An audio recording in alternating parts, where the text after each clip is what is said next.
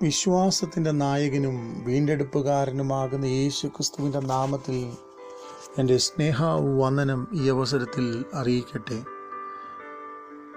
ഒരു വിശ്വാസിയുടെ ജീവിതയാത്ര വളരെ പ്രതിസന്ധി നിറഞ്ഞതും കഷ്ടസമ്പൂർണവുമാണ്. എന്നാൽ ഓരോ വ്യക്തിയുടെയും ദൈവസന്നിധിയിലെ നിലപാടുകൾ, അതുപോലെ തന്നെ ദൈവസന്നിധിയിലെ കാഴ്ചപ്പാടുകൾ, തീരുമാനങ്ങൾ, ഇവയൊക്കെ വളരെ നിർണായകമാകുന്ന ഘട്ടങ്ങളിൽ അവനെ ശക്തനാക്കുകയും ധൈര്യവും ബലവും പകർന്ന് നടത്തുകയും ചെയ്യും. ഒരു ഭക്തൻ്റെ നിലനിൽപ്പ് ഈ ലോകത്തിൽ കാണുന്ന പലതിലുമല്ല, കാണാത്തതും നിത്യവുമായ യേശുക്രിസ്തുവിലാണ് എന്ന് ദൈവവചനം പഠിപ്പിക്കുന്നു. അതുകൊണ്ടാണ് പഴയ നിയമഭക്തന്മാരിൽ അനേകർ ദൈവം ശില്പിയായി നിർമ്മിച്ചതും അടിസ്ഥാനമിട്ടതുമായ നഗരത്തിനായി അവർ കാത്തിരുന്നത്. അവരെ അനുഗമിച്ച പാറയിൽ നിന്ന് അവർ ദാഹം തീർത്തത്, അവർക്ക് ലഭ്യമായ നന്മകളും അനുഗ്രഹങ്ങളും ദൈവനാമത്തിൻ്റെ അഭിവൃദ്ധിക്കായി അവർ ഉപയോഗിച്ചത്. ഇന്ന് നമ്മുടെ ആത്മീക ജീവിതത്തിൽ നമ്മൾ എവിടെയാണ്? 40-ാം സങ്കീർത്തനം അതിൻ്റെ 2-ാം വാക്യം വായിക്കുമ്പോൾ, നാശകരമായ കുഴിയിൽ നിന്നും കുഴഞ്ഞ ചേറ്റിൽ നിന്നും അവൻ എന്നെ കയറ്റി എൻ്റെ കാലുകളെ ഒരു പാറമേൽ നിർത്തി എൻ്റെ ഗമനത്തെ സ്ഥിരമാക്കി. അതെ, ദൈവസന്നിധിയിൽ നമ്മൾ എവിടെയാണ് നിൽക്കുന്നത്? നമ്മുടെ കാലുകൾ വഴുവഴുപ്പിലോ അതോ തകർച്ചയിലോ? ഞാൻ ഇങ്ങനെ ഒരു ചെറിയ കഥ ഒരിക്കൽ കേട്ടിട്ടുണ്ട്. ഒരിക്കലൊരു അപ്പനും മകനും ചേർന്ന് മീൻപിടുത്തത്തിനായി കടന്നുപോയി. പെട്ടെന്ന് വലിയ ഒഴുക്ക് കടന്നു വന്നു. സമർത്ഥനായ മകൻ അതിവേഗത്തിൽ നീന്തി കരയിൽ കയറി. വളരെ ദൂരെ നിന്ന് അപ്പനെ കണ്ടിട്ട് അവൻ ചോദിച്ചു, "അപ്പാ, ആർ യു സിങ്കിങ്? നീ താഴ്ന്നു പോയിക്കൊണ്ടിരിക്കുകയാണോ?" അപ്പോൾ അപ്പൻ പറഞ്ഞു, "മകനെ, ഞാൻ താഴുകയല്ല. Now I am on a rock. ഞാനൊരു പാറമേൽ നിൽക്കുകയാണ്." പലപ്പോഴും ഓളങ്ങളും തിരമാലകളും ഒഴുക്കുകളും നമ്മുടെ ജീവിതത്തിൽ കടന്നു വരുമ്പോൾ ചുറ്റും നിന്ന് നോക്കിക്കാണുന്നവർ ഇതുപോലെ നമ്മെ നോക്കി നാം താണു പോകുന്നു എന്ന് കരുതുകയും അവർ സംശയിക്കുകയും ഒരുപക്ഷെ വിളിച്ചു ചോദിക്കുകയും ഒക്കെ ചെയ്തെന്ന് വന്നേക്കാം. എന്നാൽ നാം ആരും കാണാത്ത, ആർക്കും നമ്മളെ സഹായിപ്പാൻ കഴിയാത്ത ഒരു പാറയുടെ അല്ലെങ്കിൽ ഉറപ്പുള്ള ക്രിസ്തുവിൻ്റെ പാറമേലാണ് നാം നിൽക്കുന്നതെന്ന് പലപ്പോഴും ലോകത്തിന് കാണുവാനും അറിയുവാനും കഴിയത്തില്ല. ഇന്ന് 40-ാം സങ്കീർത്തനം അതിൻ്റെ 2-ാം വാക്യത്തിൽ വായിച്ചു, നാശകരമായ കുഴിയിൽ നിന്നും കുഴഞ്ഞ ചീറ്റിൽ നിന്നും അവൻ എന്നെ കയറ്റി എൻ്റെ കാലുകളെ ഒരു പാറമേൽ നിർത്തി എൻ്റെ ഗമനത്തെ സ്ഥിരമാക്കി. Where are we standing? നാം എവിടെയാണ് നിൽക്കുന്നത്? നാം ഉറപ്പുള്ള പാറമേലാണോ നിൽക്കുന്നത്? ആ വാക്യത്തിൽ വളരെ വ്യക്തമാണ്, he pick me out of sin.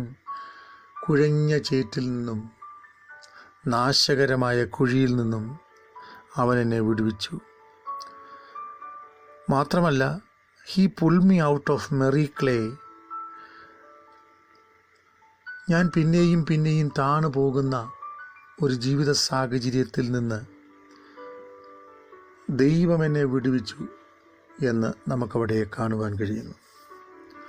ഉറപ്പുള്ള പാറമേൽ അവൻ എന്നെ നിർത്തി.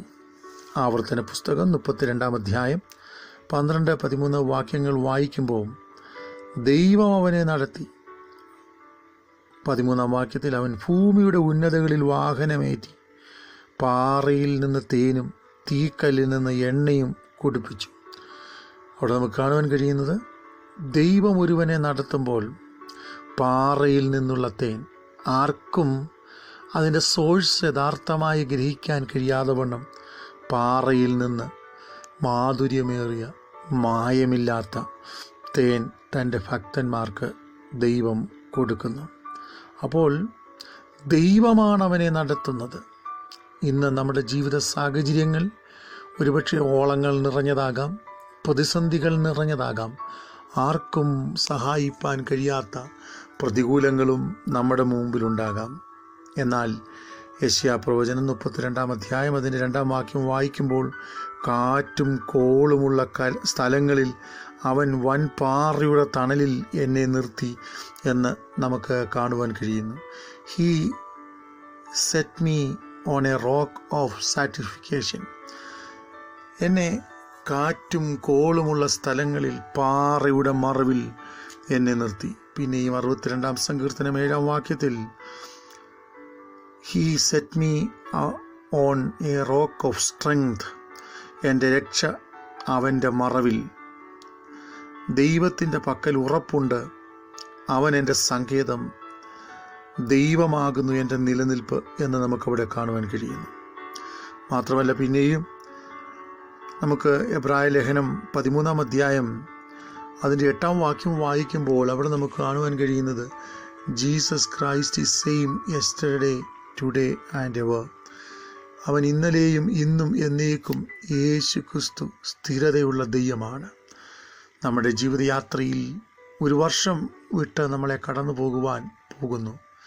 അനേക പ്രതിസന്ധികൾ നിറഞ്ഞ 2020 വർഷം വളരെ വ്യാകുലതകൾ അനേകർ അഭിമുഖീകരിച്ചു. എന്നാൽ വേർ ഈസ് യുവർ സ്റ്റെപ്പ്? നീ എവിടെയാണ് നിൽക്കുന്നത്? നിൻ്റെ കാലുകൾ സ്ഥിരതയുള്ള പാറയുടെ മേലാണോ? പുതിയ നിയമത്തിൽ ഇങ്ങനെ ഒരു ഭാഗം നമുക്ക് കാണുവാൻ കഴിയുന്നു. മണലിന്മേൽ അടിസ്ഥാനമിട്ട് വീട് പണിത മനുഷ്യനും പാറമേൽ അടിസ്ഥാനമിട്ട് വീട് പണിത മനുഷ്യനും. മണലിന്മേൽ അടിസ്ഥാനമിട്ട വീട് പണിത മനുഷ്യൻ വൻമഴ പെയ്തു, കാറ്റടിച്ചു, നദികൾ പൊങ്ങി, അത് പാറമേൽ അടിസ്ഥാനമിടായിക്കൊണ്ട് അത് തകർന്നുപോയി. ഈ ഒരു വർഷം നമ്മളെ അവസാനിക്കുമ്പോൾ കഴിഞ്ഞ നാളുകളിൽ നമ്മുടെ ജീവിതയാത്ര എങ്ങനെയായിരുന്നു? അത് പാറമേലായിരുന്നോ അതോ മണലിന്മേലായിരുന്നോ? പലപ്പോഴും പല സ്ഥലങ്ങളിലും സാഹചര്യങ്ങളിലും ഞാനും നിങ്ങളും തകർന്നു പോയിട്ടുണ്ട്, ക്ഷീണിച്ചു പോയിട്ടുണ്ട്, പരാജയമായിട്ടുണ്ട്. എന്നാൽ പാറമേൽ അടിസ്ഥാനമിട്ട് വീട് പണിത മനുഷ്യന് തുല്യമായി വിശ്വാസത്തിൽ ദൈവകൃപയിൽ മുന്നേറുവാൻ നമുക്ക് കഴിഞ്ഞെങ്കിൽ ഇന്നലകളിലെ തോൽവിയിൽ നിന്ന് ഇന്നൊരു വലിയ ജയത്തിലേക്ക് സർവശക്തനാകുന്ന ദൈവം നമ്മെ നയിക്കും.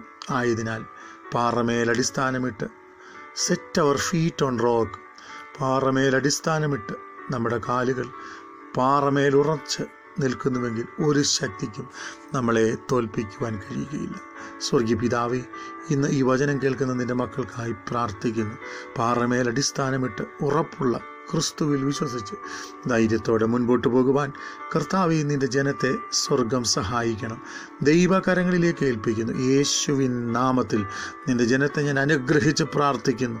ദൈവിക സമാധാനവും രോഗശാന്തിയും അത്ഭുതവും നിൻ്റെ ജനത്തിന്മേൽ വരട്ടെ. യേശുവിൻ നാമത്തിൽ തന്നെ. ആമേൻ.